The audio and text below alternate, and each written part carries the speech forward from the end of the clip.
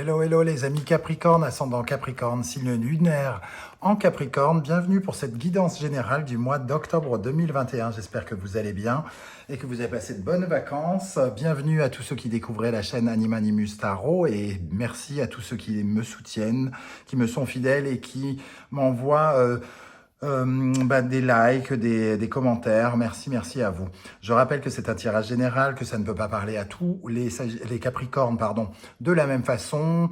Donc prenez les messages qui vibrent avec ce que vous vivez actuellement et laissez les autres. Je vous invite à regarder la vidéo de votre signe ascendant et de votre signe lunaire pour en savoir peut-être un peu plus, avoir plus de détails, faire des regroupements. Et il arrive parfois que ces tirages vous parlent davantage que celui-ci, par exemple. Donc, on va regarder les énergies. Je vous mets d'ailleurs en barre d'infos le lien pour regarder la vidéo trimestrielle que j'ai préparée pour octobre, novembre, décembre 2021. Si ça vous intéresse, je vous mets le lien directement en barre d'infos, ainsi que mon adresse email pour tous ceux qui seraient intéressés pour un tirage personnalisé. Voilà. Allez, on commence avec le tarot Symbolon. Ici, une énergie double, ambivalente, le diable, entre guillemets, et l'ange. Donc, il y a quelque chose de trouble, comme si on avait la présence d'une double personnalité, d'une personne qui, sous des airs bienveillants, cache bien son jeu, par exemple, quelqu'un d'hypocrite ou au contraire, sous les apparences d'un diable, quelqu'un qui pourrait s'avérer nous aider. Ici, avec la planète Neptune et le signe du poisson, en tout cas, on voit qu'on peut être dans une certaine forme de désillusion, parce qu'avec le scorpion et Pluton, on peut être dans une forme de manipulation, donc on peut être dans la jalousie, on peut être dans l'hypocrisie, dans le mensonge, dans quelque chose qui est trouble en tout cas, et qui ne fait pas forcément plaisir, et qu'on ne voit pas surtout. En complément d'information, avec l'oracle du soleil, nous avons les richesses. Donc nous avons probablement la présence avec Saturne et Capricorne, le Saturne qui est dans son signe, qui se sent bien là, la présence de quelqu'un de tenace, de rigoureux, de très pointilleux, d'un peu autoritaire peut-être, quelqu'un, voilà, clac, hyper exigeant, ou alors quelqu'un qui prend l'autorité à bras le corps et qui n'est pas... Saturne en Capricorne, c'est quand même une énergie où la personne, elle est un peu avide de pouvoir, elle est prête à écraser les autres, donc quelqu'un qui veut s'accaparer les mérites, de vos mérites ou quelque chose comme ça. Donc il peut y avoir la présence de quelqu'un d'un peu trouble à vos côtés, peut-être dans le domaine professionnel pour certains d'entre vous. On va regarder avec le tarot de Marseille. On a la papesse, donc la papesse qui regarde les choses cachées, qui essaye de ressentir les choses, donc illusion, cachée, donc on est peut-être dans quelque chose de trouble, il y a des circonstances qu'on ne connaît pas, ou alors il est question d'une attitude ambivalente à notre égard par rapport à une requête. On a envie, je sais pas, on a demandé une rupture conventionnelle et à la fois on est prêt à nous l'accorder, mais on nous adore. Il y a quelque chose, une sorte de dualité qu'on retrouve d'ailleurs avec la papesse. Il peut y avoir quelque chose comme ça en lien avec ce qui a de la valeur pour nous et surtout en lien avec notre travail, notre rigueur, Saturne, Capricorne. C'est quelque chose qui nous restreint, quelque chose qu'on ne sait pas par rapport à des limitations. On n'arrive pas à savoir qu'est-ce qui nous bloque. Peut-être que certains d'entre vous sont bloqués et ne savent pas exactement quelles sont les circonstances qui font que la situation est bloquée. Ici, avec la papesse, vous aurez peut-être le moyen de trouver des circonstances pour... sans aller jusqu'à dire découvrir, au moins ressentir les choses, parce que la papesse a énormément d'intuition, elle est capable de ressentir profondément les choses, et voilà, les intuitions sont en elle, et ça la fait, c'est comme si elle connaissait le monde, même avant de l'avoir vécu. En dos de deck, on a le mat, donc cela peut concerner le fait de partir, le départ, le départ de quelqu'un, la fuite de quelqu'un, l'envie de commencer autre chose. Il y a des circonstances un peu floues sur l'envie de quelqu'un de partir, de prendre la fuite, de demander une mutation, voilà, on attend. On attend quelque chose par rapport à une mutation, par rapport à un départ, par rapport à quelque chose qui est en lien avec un déplacement ou quelque chose comme ça ici. Et il y a des circonstances un peu troubles, comme si on peut retrouver dans le Capricorne Saturne un patron, hein. On peut retrouver ce genre d'atmosphère qui ne sait pas quoi répondre, qui n'a pas envie d'être gentil et qui n'a pas envie d'être méchant non plus et il ne sait pas quoi vous dire, quoi. Pour l'instant, ce n'est pas encore très clair. Quel sera votre état d'esprit, ami Capricorne, au mois d'octobre? Le 7 de Pentacle. Vous êtes, entre guillemets, dans une certaine forme de patience, comme avec la papesse. Le 7 de Pentacle nous dit que vous avez semé des petites graines, vous avez conscience qu'il faudra un petit peu de temps avant que ça devienne des arbres, et vous êtes prêt à patienter et à attendre. Bon, je ne suis pas sûr que vous attendiez aussi longtemps. Parce que la patience de tout le monde a des limites. Mais en tout cas, vous sentez bien que vous avez la possibilité de faire germer certaines graines et que il faut se fier au temps, il faut s'abandonner au temps, laisser le temps faire les choses. Il y a un timing pour tout. Et peut-être que vous ressentez ce timing actuellement. Qu'est-ce qui vous préoccupe? Le roi de coupe. Ce qui vous préoccupe, c'est qu'on ne vous ait pas entendu, qu'on ne vous ait pas écouté, qu'on n'ait pas ressenti votre force vibratoire, vos besoins, vos envies. Le roi de coupe, c'est celui qui a besoin, qui a envie, qui sait exprimer ce qu'il ressent, qui vibre avec son cœur. Et peut-être que ce qui vous préoccupe, c'est qu'on n'ait pas compris que vous vibriez avec votre cœur et que vous attendiez une réponse, par exemple avec cette papesse, importante, plus qu'importante, peut-être réparatrice, apaisante, soulageante, réconfortante, respectueuse. Tout ce genre de notions que vous avez peur qu'on n'ait pas compris. C'est un peu comme si on n'avait pas compris qui vous étiez et votre requête, quoi, entre guillemets. Qu'est-ce qui va vous aider en octobre?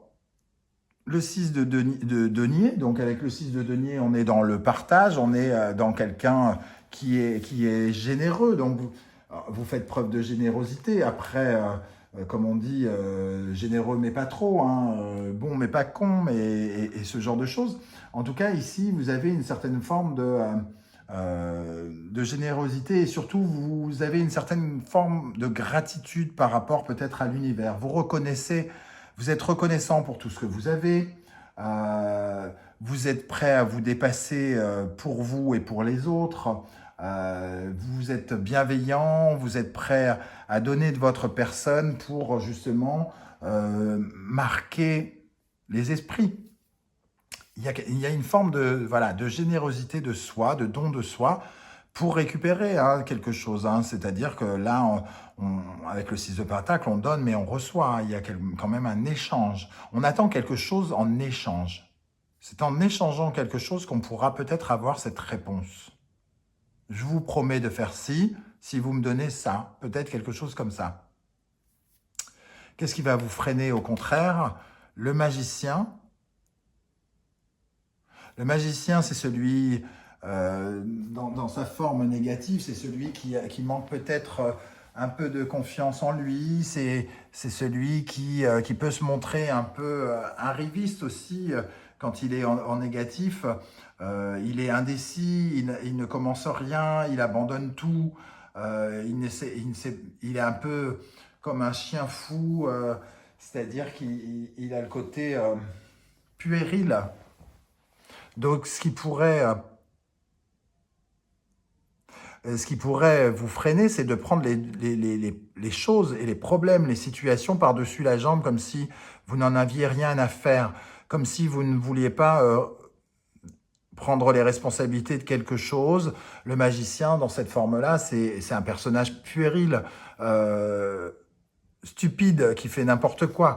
Donc, Vous êtes invité quand même à faire preuve de patience et à ne pas faire n'importe quoi avec vos talents.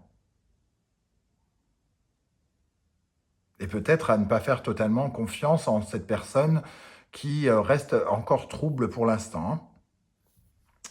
Quel sera votre défi, pardon?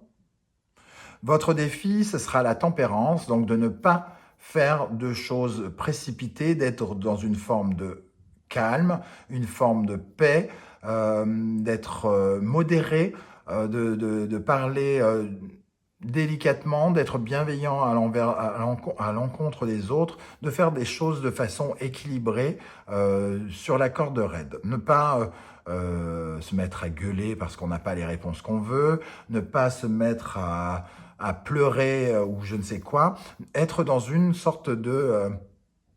mettre de l'eau dans ce vin, être dans la conciliation, la négociation. Ici, votre défi, c'est de négocier. Il y a quelque chose à négocier et peut-être qu'il faudra donner quelque chose pour recevoir. Ça peut nous parler de ça. Alors, je ne sais pas du tout ce que vous êtes en train de vivre, mais peut-être une négociation. Tout à l'heure, je disais, pour les mutations, on ressent encore ce phénomène de mutation qui revient régulièrement pour les Capricornes. Alors, ceux qui ne sont pas du tout en recherche de mutation vont me dire, on en a marre de vous entendre parler de mutation, nous, ça ne nous parle pas. En tout cas, il y a une sorte de fuite. On recherche une fuite, une rupture conventionnelle pour pouvoir partir peut-être, aller ailleurs. Et ça peut être dans les sentiments, c'est-à-dire avoir l'approbation de quelqu'un pour pouvoir partir ou quelque chose, s'enlever d'un projet dans lequel on est malheureusement lié peut-être. En tout cas, avec tempérance, ici, on négocie. Dans le domaine émotionnel, sentimental, relationnel, quelle est l'énergie qui vous accompagne? La reine d'épée.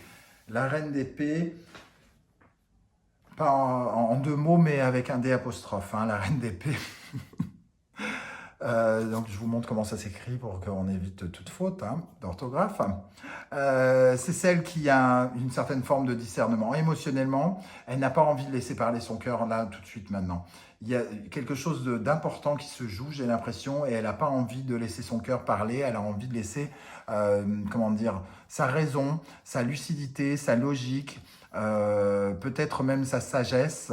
En tout cas, elle est montée en haut de la colline pour avoir un regard qui survole la situation, qui regarde les choses. C'est pas pour écouter son cœur qui pourrait lui dire de faire n'importe quoi.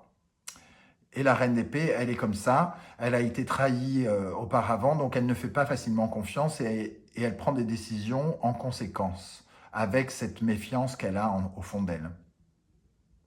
Émotionnellement, relationnellement, donc, il y a des décisions qui sont prises, peut-être de lâcher des gens autour de vous, ou au contraire de dévoiler le jeu ici de quelqu'un de perfide ou de menteur, d'hypocrite, et de rentrer dans l'art ici avec la reine d'épée. Accompagné du vieillard, le vieux monsieur, on nous parle ici vraiment de lucidité, parce que la sagesse du vieillard apporte encore plus d'expérience à cette reine d'épée, et elle reste basée là-dessus, elle reste basée sur le côté raisonnable des choses, le côté cartésienne. On peut retrouver aussi, là, on essaye ici, avec la rigueur de Saturne et du Capricorne, de faire ce qu'il y a à faire et de ne pas mettre d'affect dedans. Même s'il y a une sorte de dualité en nous qui nous dit de ne pas le faire, qui n'a pas envie, qui ne veut pas, qui sait que c'est pas bien de le faire, etc., etc. Il y a ce genre de choses relationnellement. Dans le domaine professionnel, le 6 de bâton qui évoque une certaine forme de victoire, une victoire professionnelle, peut-être une victoire par rapport à un personnage qui s'est montré trouble, manipulateur, pardon, harceleur, quelque chose, un ange, le diable s'habille en Prada, ce genre de personnage un petit peu. Ici, avec le 6 de bâton, il y a une certaine forme de victoire. Et avec la carte de Sekhmet, c'est quand même même si ici, ils nous écrivent guérison, puissance, moi, je suis quand même plus dans le symbole de l'Égypte. Sekhmet, c'est quand même la déesse de la guerre, quoi. C'est celle qui terrorise, qui fait peur, qui a des instincts féroces, qui va au combat, qui va aux querelles. C'est la reine de la mauvaise foi. Elle hausse la voix. Elle est dans les disputes, la mauvaise ambiance, les pertes d'argent, quelque chose comme ça. Et ici, il y a une certaine victoire sur ces pertes d'argent, sur ces querelles. Donc, il peut y avoir des négociations qui se terminent bien pour certains, avec des ruptures conventionnelles où on admet qu'on a commis des torts et que de ce fait, on vous attribue un peu plus d'argent, par exemple, avec cette richesse-là que l'on ne veut pas vous donner au prime abord, mais qu'on finit peut-être par vous céder ici. Donc, il peut y avoir une victoire financière par rapport à un travail ou quelque chose comme ça, une récompense sur quelque chose où il y a eu un conflit. Intérieurement, spirituellement, psychologiquement, nous avons le 5 d'épée, donc il y a quand même des sortes de prises de tête, hein, on se prend la tête. On se prend la tête avec cette patience que cela demande. Ça commence peut-être à être un peu long. On se demande si ça va vraiment fonctionner. Donc on a des pensées peut-être un peu négatives par moment. Et on a peur, on laisse s'approcher nos peurs, des mauvaises voix qui viennent nous dire des choses dans la tête. Et on ressent ici, avec Bastet qui, elle, représente plutôt la voix de la joie, de la musique, la déesse de la joie, de la musique. Bastet, elle nous apporte plutôt une sorte de guérison, d'apaisement. Elle nous apporte cette petite musique intérieure qui vient peut-être calmer une certaine forme de stress. C'est quand même un personnage bienveillant, donc peut-être qu'on arrive peu à peu à dominer nos instincts, à dominer la colère que nous avions, qui nous protège un peu de notre obscurité, de nos faces sombres, et qui nous ramène vers les éclats de rire, vers